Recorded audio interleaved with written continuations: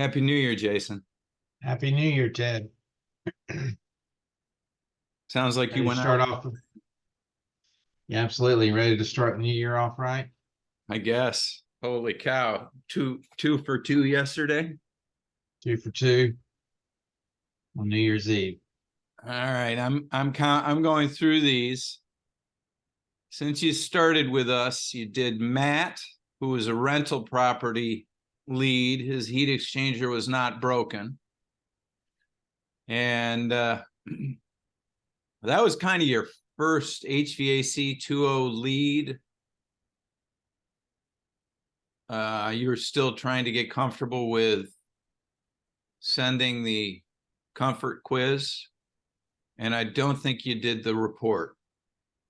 And then you had Michael, who was a B-back, and you sold him a $13,000 job. His process helped to clarify problems.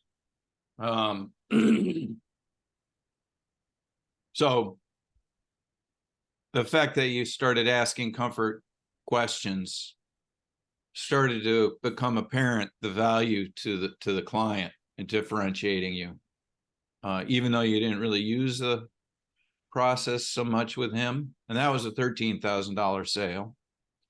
And then there was Beta. She was your first full HVAC20 lead. She was a grandmother concerned about air quality for her kids and grandkids who spent a lot of time at her house.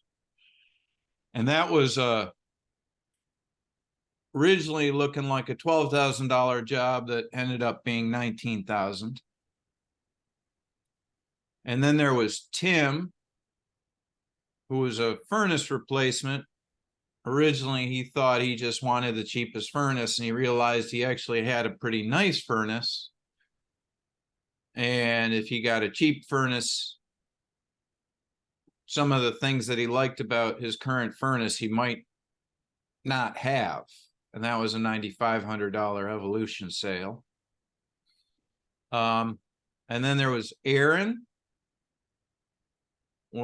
who you sold a $18,300 two-stage, that was your second 5-stage sale. And then, after Beta. Richard, and that was a 3-legger. You had both Richard and his wife, and that was a $13,800 sale. You converted them to straight heat pump from furnace and air conditioning.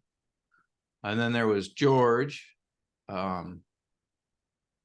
We did a debrief on him in one of our Monday meetings, and that was $14,100. So he was an early lead that you circled back on.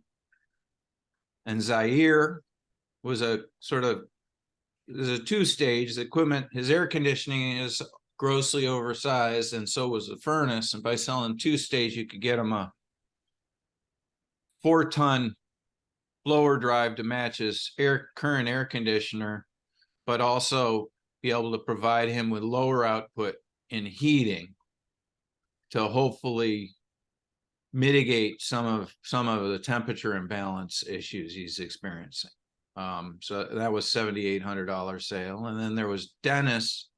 Well, Dennis is recovering from surgery right now. That's a $26,000 job where you're talking to him about replacing 2 units with 1, which should hopefully improve temperature imbalance and control imbalance issues he's having.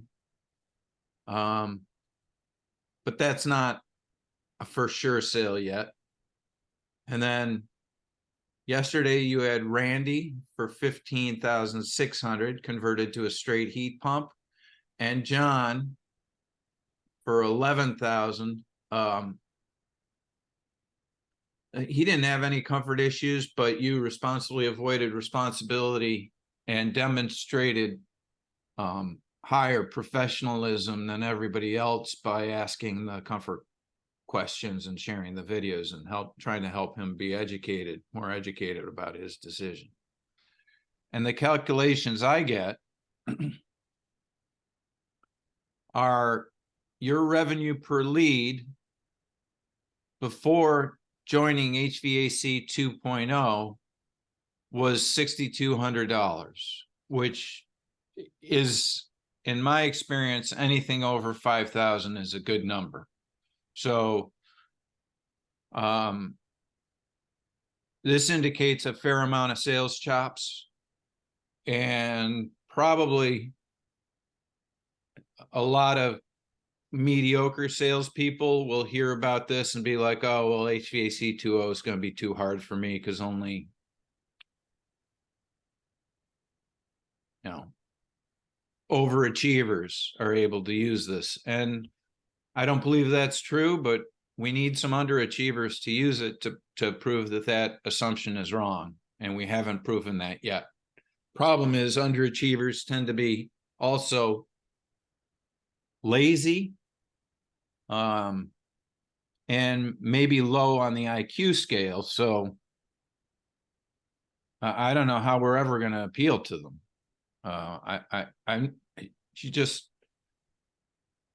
We haven't seen any coming in, but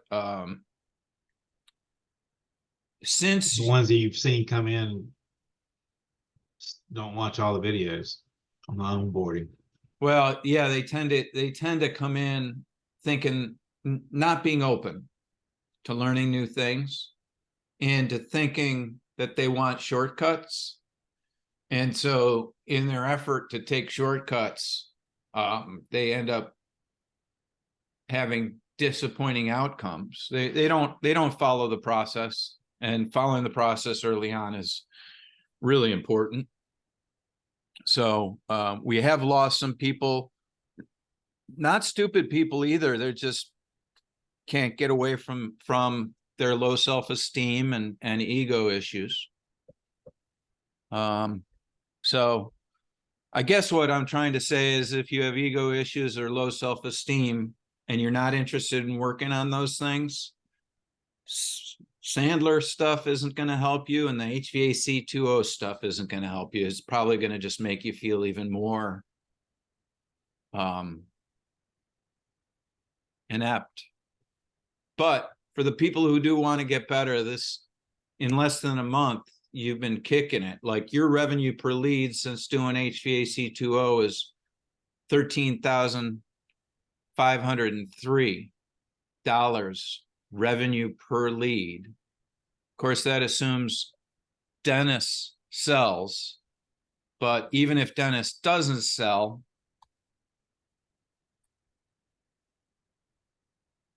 that only drops to 11,000 revenue per lead.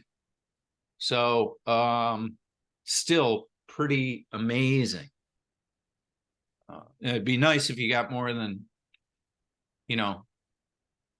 10 to 15 leads a month. But even so, this is 148,000 of revenue for the month of December. And even though you got what looks like 11 leads, that's some pretty damn good revenue. So congratulations. Thanks for helping be our proof of concept. Very grateful. And now let's lean into your 2 debriefs from yesterday. Yeah, so pretty easy, my book, because they were tech leads. One of them came home from vacation, realized the heat's not working, called our technician to come out and see what's going on. The unit's 20 years old, and I think the draft inducer is bad on the furnace. They know that's $1,000 to $1,500 repair easily, if not more, on a 20-year system. That makes sense. So technician did a good job of presenting that and getting me involved. So they know that I'm willing to work on holidays and weekends whenever. And truthfully, I'd rather do that because traffic's not as bad and people are usually home Right. and both of them are there. So anyway, so I met with them, after lunch, and the first question I asked him was, "Is there any comfort issues that you were having other than the fact that the unit's not working?" I mean, when it was working, and they thought about it for a minute and said, actually, that's a great question. And we have this one room, it's an office, having trouble getting that uneven temperatures in that room. If we open the doors, it works fine, but it's when the doors are closed. And so then I mentioned to him about a jumper return through the wall. That made perfect sense to them. And then I asked a few more of the questions on the survey. We talked about the static pressure. The technician did have that on file from before, so we kind of knew what the static pressure was there. The one thing that the tech missed was that it was a hybrid system, and so they didn't have any heat, but they could have heat. We're at least a week out before we could actually install that. So when I got there, I was able to work with one of the owners to help me walk through the controller to change the settings in the controller to allow the hybrid to work. So they had it locked out at 40 degrees. So anything below 40 degrees, the furnace is going to kick on. And so we changed that to 15 degrees, and then immediately the heat pump kicked on, Yeah. and he had some heat. And so they knew Oh, that was those just heat pumps, they don't work under 40 degrees. So just lock them out at 40. right. Yeah. And it was 28 degrees yesterday, and then by the time I left, it was pretty Comfortable warm in the there. house. Yeah. So the heat pump's oversized to a 28-degree day if it recovered that quickly. Right. And so they it was a good customer, loyal customer we've been doing business with for a while. So that no fear of losing the sale, that they would be like, "Oh, well, this works just fine. We don't even need the furnace," kind of thing. Right. They know it's time, so they wanted to do something about it. So anyway, we right. And all these people that are like, well, so I don't want to have one furnace because whatever reason. Well, the heat pump's actually two sources of heat, whether your backup's gas or resistance electric. That heat pump goes out, you still got backup. right. And so because this happened kind of fast, because we did go to church yesterday and get the call, sometime around lunchtime, and I head on out there, had a little drive to get there, 45-minute drive probably to get there. So I got there at 1 o'clock or whatever. So I didn't have time to prepare like I've had in the past as far as using the full pre-quote software. Right. And so I did pull up. Stop for a minute. Through your process of using the HVAC20 process, you've realized that you want to set the report up to some extent in advance of going to the house. Will you talk about that a little bit? Yeah, so I mean, it gives me an opportunity to fill in as much information as I can about the load, so I can figure out the likely load range, and then I can verify like the ceiling height and other things once I get there. So it gives you some familiarity of the house before you get there, which is a good thing, but you're also doing it because the software is a little slow over the internet on your iPad. And that creates an unpleasant pause in your process if you wait until you're there. Right. So if I have the opportunity to send out the comfort quiz and give them a chance to look at that and answer those questions, that's the best way for me. And then I can pull up the quiz and go over their answers, and then roll right into the static pressure test and the importance of all that, and then roll into the likely load range. So with this one, I had to do the interview once I got there with the 4 questions, with the comfort quiz questions, and then and that went okay. and that went good. So I mean, I was able to pull out a few things. The mixing, because they do have a small room downstairs, like in a basement, that's on that main floor system. And so there's a little bit of uneven temperatures there. Filtering was important to them. So I mean, there were some things to talk about. And then so I pulled out the pain, and then we were able to move into the budget, which is the the smiling faces. And because I couldn't pull it up on the iPad very quickly, I have a printed screenshot of that where we could talk about it. Okay, so you pull out a piece of paper with the smiley faces on it as backup. Well, a screenshot on the iPad. Okay. So that's back up to the software not working quickly enough or having bugs. Right. So then, so we're able to talk about the the heat being oversized for the space, because we talked about the square footage. What's your square footage?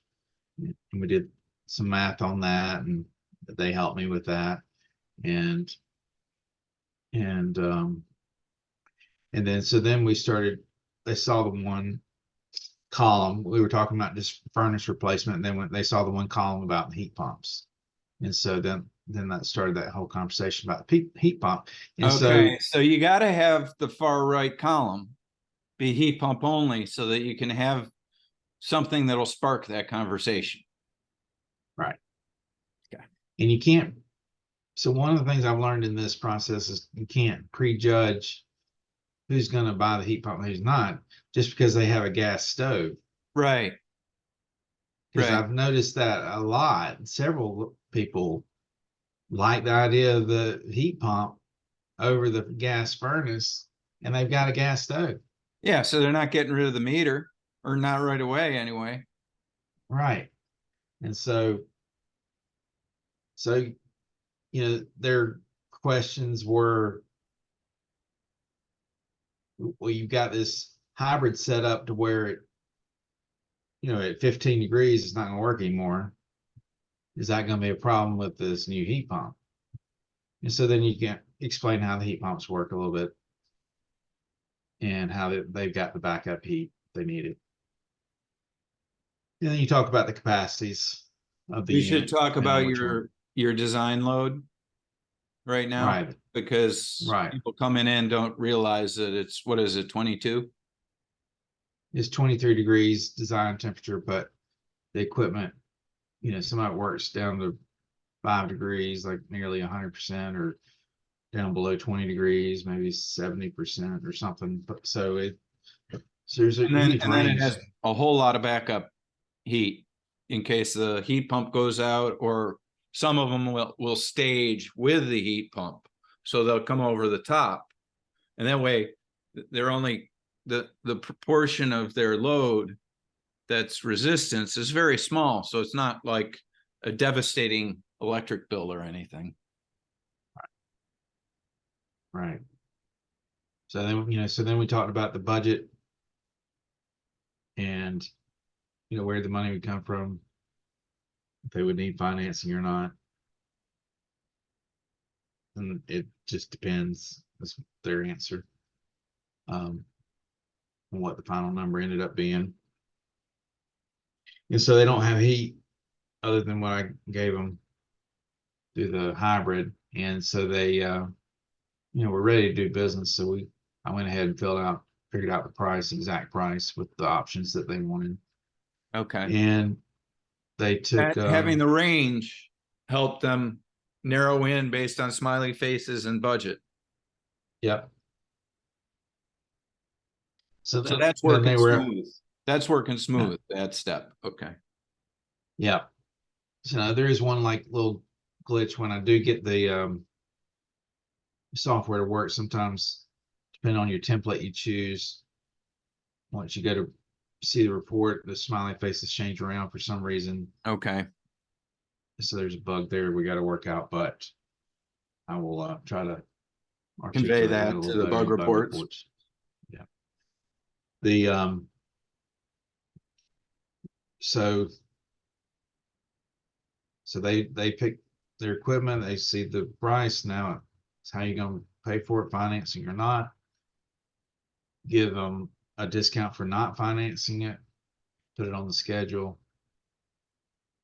It was really a pretty easy sell, but I think this process helped me to not just go out there and sell them a furnace, which I probably have been guilty of in the past. I would have just sold the furnace and moved So this on. is a But heat this, pump sale and electrification, really, because they're on the path to electrification now. yeah, And somebody else that had gone out there might not have even known that it was a hybrid that they had and gotten them heat. probably not, because my own technician didn't know. Right. Right. But I look at the model number. I like to have a good understanding of what they have, because they might have a two-stage or a variable speed and not even realize it. And Right. if In they which try to case, go to, if they go go to a single cheap, stage, they're going to lose comfort. right, and then blame you, So, mhm. which you would be to blame under that circumstance if you sold them less than they have, without Yep. letting them know that they're buying less than they have. The other thing that gave me some credibility on this job too was when I was looking at the duct where I saw that they actually had a fresh air filled duct Okay. and damper, How did that which damper operate? Do you know? it's not clear to me Was exactly. was it electric? Yeah, it's got a zone motor Okay. and it's got it wired into the board on the blower, Okay. So but it it probably was not. opens when the blower fan kicks on and closes when it turns off. That's what it should do, I would think, but the fan was on and the damper was closed, so I'm not sure if somebody turned it off somehow or disconnected it because they didn't know what it was. But on the Oh, there's outside, a I did time on the outside. right. And so on the outside, I found it was plugged, like nobody cleaned the screen on the outside. Okay. So Did I you mean, happen to take a picture of that before and after you cleaned it? yep, You I did. showed the customer. Yeah, and I showed the customer, showed them where Good. it was and that needed to be done, and so that instantly gave me credibility. Even though, Okay. I mean, the two things there, These things are so easy too, aren't they? It's like the bar is so low to actually helping these people that it's very easy to make yourself look way different than everybody else that came in the door. You don't even have to break a sweat. right. So even though our technician missed those two things, Right. it still wasn't me throwing them under the bus. They just saw me as more of an authority to helping them with their solution. So they didn't have any ill will towards the company or the technician. They just saw Right. them not as qualified, maybe. Right. And I think when you see fresh air like that, we talked about this a little earlier, maybe the play is to say, well, besides the one I've sold, I've only seen this 2 or 3 times in the wild. So it's not surprising the technicians don't know what they are because they're kind of unicorns. And that'll take some of the pressure off of them. Why didn't the tech tell me about this? It's like, really, homeowners need to understand that what these things are and what they do. so they can bring the tech into the loop. Right. Right. Yeah, so we put it on the schedule. They were very excited. They told, and so in the post close, when I asked them why they decided to do business with me, they said that, your question, and the very first question you offered was, do I have any comfort issues? They said that was a great question that they've never been asked and never really thought about. And that got their mind turning, and that really was the difference. Because they did have some comfort issues they'd like to resolve. Yeah, you're starting to hear that a lot from people too, like that, just those couple of questions that you ask at the front. Like, nobody else asked me that. How does it make you feel about the times you didn't ask it? Right. I mean, leave a lot of money on the table. A lot of jobs that you missed that you could have gotten. So definitely look forward to those opportunities in the future to make sure I offer all those things. Because I mean, you said it yourself. You've got to offer everybody the best equipment that you have, because you can't pick and choose who can afford it, who can't, or who's going to buy it and who didn't, because you just don't know. It's not up to you. Right. The whole idea that it's up to you is kind of a broken mindset. Like, I get to decide what these people should or shouldn't have, What they can afford. what they can afford, why they do or don't need a thing. And so, like the second one I went to, so the technician called while I was there, and said I have Oh, another wow. call. He went on to the next house and had another problem. Right. Okay. Same You just thing. follow after this technician. You'll Right. So I mean, he's working on New Year's Eve too, and yeah. it's his weekend to be on call, and I'm sure he doesn't regret it now after yesterday. No. And right. They And then need to give those turnovers. They got to pay different. right. That's people should get 3%. So then so I call that customer on the phone to set up the call, and he's not there, but his wife's going to be there. But we'd like to go ahead and talk through this. I can't be there. I'd like to go ahead and have you come out and see what we can do. So anyway, I went on over there, met with his wife, and we talked about, asked the comfort question. I asked him too on the phone, and they're like, no comfort issues.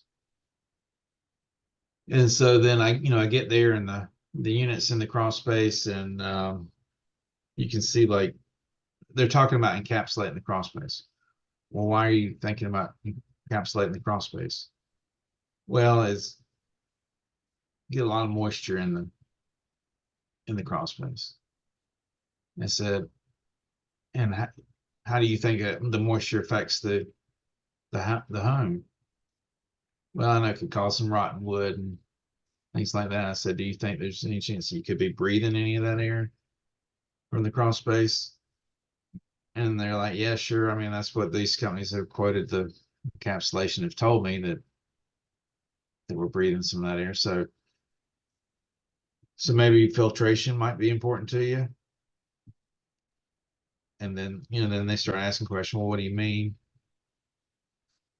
I said, well, if you look at the picture here, you can see that you're getting dust into the air handler from the crawl space.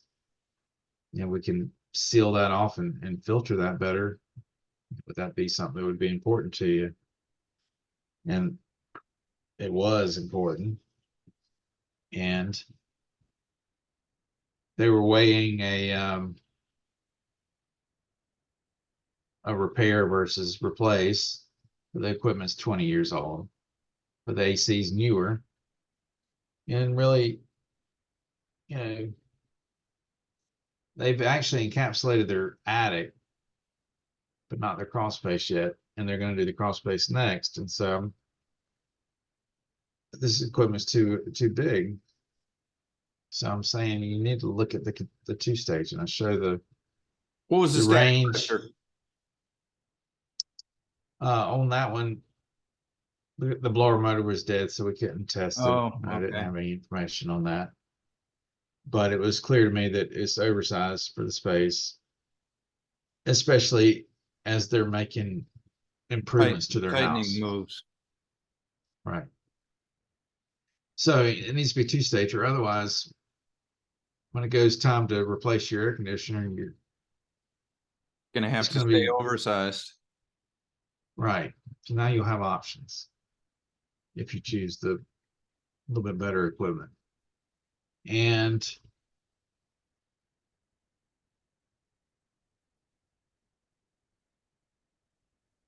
get back on the phone with him, and he's asking questions about brand. And I had just listened to some of the Sandler stuff on the way over on that first 45-minute drive. I was listening to the Sandler, and he was talking about the reversing. And so the guy was, asking, about brand. So what brand do you sell? So that's a great question. Before I answer that, is why do you ask? He said, well, I hear good things about Carrier. We got a Carrier in there now, and it's lasted 20 years. I was thinking maybe I should go back with another Carrier. And I explained to him that Carrier and Bryant, the same thing. We're a Bryant factory authorized dealer. And he said, why did you choose to be a Bryant dealer instead of a Carrier dealer if they're the same? I said, well, that's another great question. And I've got an answer for you. But before I do, why do you think we chose the Bryant over the Carrier? Practicing said, a well, whole bunch of different Sandler reverses. So he says, well, I see here that Bryant's actually about 10% less than Carrier. So that's it. That's why we chose. It's always whatever your answer is, that's the right answer. So, so then the brand thing went away, but then he was talking about the efficiency. And so how much is your You and I worked bill? on that a bit, haven't we? Right. So instead of answering the question, I was like, what's your power bill? Well, it's only like $1,200 a year. So do you think it would make sense to spend $300 or $400,000 extra to save $25 a month? I don't know. I guess it wouldn't make sense to do that. So then I just tell them that we focus on the comfort first, and usually the efficiency works itself out. The efficiency follows if we get the comfort dialed. Yep. So that's a good way to put it. So anyway, and then I sent over the options that we had discussed. Made sure he got them while I was on the phone.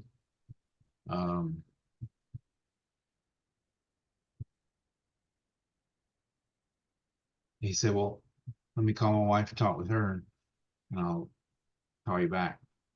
And he texted me back within an hour. It's okay. We want to go ahead and move forward. Right. I forgot to mention this sale was sold over the phone. Right. You didn't go to the house. I did go to the house and met with the wife, but really the conversation was mostly between. The conversation was mainly between me and the husband. So he was never home. He must be traveling or working or whatever. So he wasn't there, but she was. And so anyway, that was fairly easy too. I did think that he would want to get another quote or two, but because I looked up, or he told me that he had a new air conditioner, so I saw the model number and looked it up, and it was a 2019 model. But then I looked it up on the permit, and there was no permit pulled, and you're supposed to pull permits in my state. And so I brought that to his attention. And I knew it wasn't during COVID, but I asked him, I said, so you think, well, maybe it was during COVID. Maybe they just didn't pull a permit because of, Oh, no, you erased that opportunity. Nice. no, it wasn't during COVID. It was before COVID. I don't know why they wouldn't have done that. So anyway, so whoever he did business with, and he told me who it was, but they were out, and then he was done. And then I said, well, we will pull a permit and have our stuff inspected. We'll double check that the breakers are the right size for the air conditioner, make sure there's not any safety issues. So anyway, that was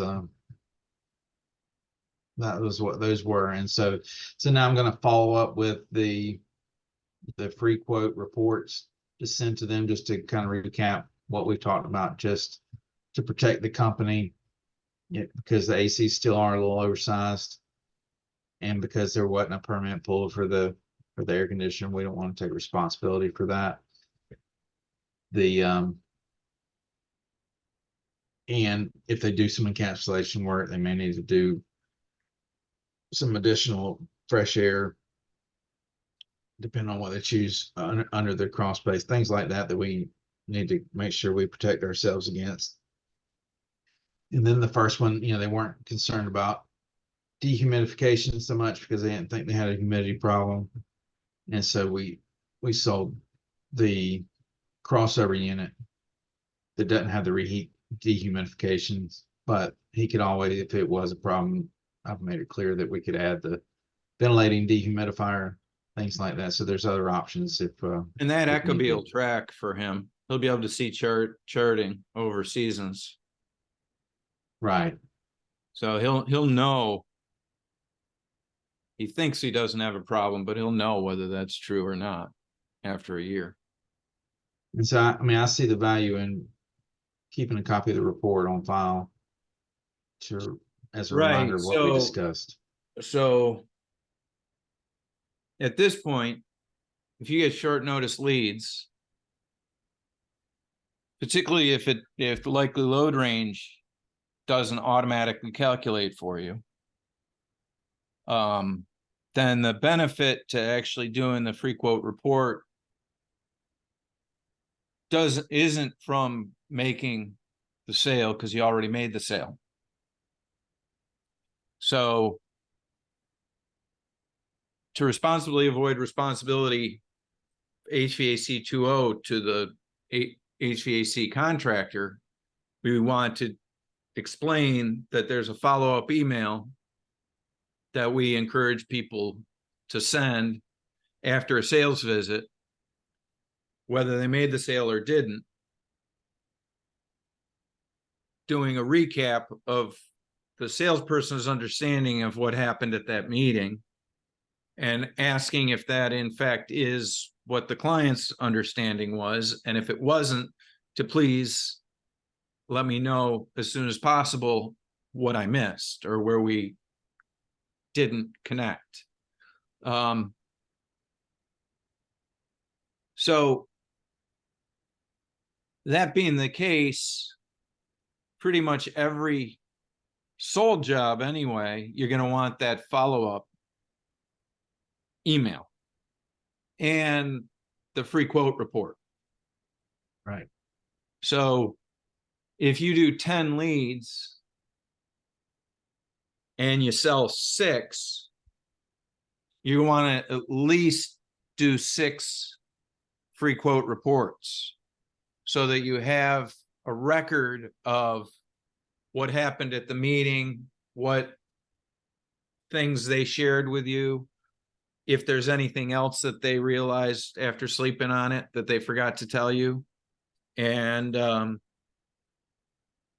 likely load range, static pressure, their decisions around those things, and the why behind their decisions. And that'll tee them up if they ever call back with comfort complaints to say, well, if you recall at our first meeting, we talked about this thing called the comfort consult. And that's, depending on the HVAC contractor, between $500 and $1,000. Have you decided that you do have comfort issues and it's worth having that service performed now? And sort of putting it back on them. And by doing the responsibly avoiding responsibility step, you have the ability to do that in a good faith way. Right. So, but some people, like, they may not go all the way through to the report, particularly if the sale is an easy sale and they didn't need to use the smiley faces or what have you. And that's really okay, I think, with us. What do you think? You know, I think just because you don't get a sale, I think you should still send a report, because we've proven that you can get a lot of sales after you leave. But Right, because sending over this the reports. distinguishes you as someone who really cares about your profession, about the job that you do, and looking like a professional. And that, And it builds value, because if you're not the cheapest, it's still going to build more value for the difference in price. okay. And when you can show, you know, remind them of why they chose what they chose. And then and then the other ones are, I think it's still a great idea to send over that quick report of some version, even if it's an easy sell, just so that Well, then you get a Zaire calling you back saying, when can we go ahead? Even though you weren't cheapest. right. And then you might have somebody else that has, you know, decides that they had something they didn't think about. As we were talking about that earlier, is to set up the whole idea that it's okay if you change your mind about some comfort issue tomorrow. You can just let me know and we can see what we can do to address that. Yeah, this is going to be a 15 to 20-year decision. Don't, like, how frustrated would you be if you could just change the equipment a little bit and solve a problem for the 15 to 20 years? How, like, if it's a very small change to get a different feature or a little bit different piece of equipment, and you realize it after you've done the equipment, every time you experience that discomfort, that's going to bother you for 15 to 20. That's going to be like a little scratchy annoyance. They might go back and look through some of those videos that you resend them.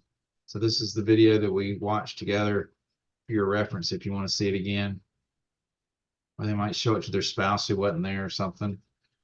And then they would say, hey, well, maybe we need to take a closer look at this fresh air thing. Or yeah, free quotes there are a lot of one-leggers on free quotes. So the not having the spouse there makes it a lot harder to pull out pain, because usually one spouse says, oh no, the house works perfect, and the other spouse looks at them and says, what are you on? Can I have some of that? You know. right. So I think it's a great process. Just need to follow the process. Or, you know, we'll continue to work through some of these bugs that'll get better. Right. But for the most part, I wouldn't change anything. Well, thank you for your help. Thank you. Congratulations on a great year. Thank you very much. It's going to be exciting to see how you do next year. Hopefully you get more leads. Looking forward to it.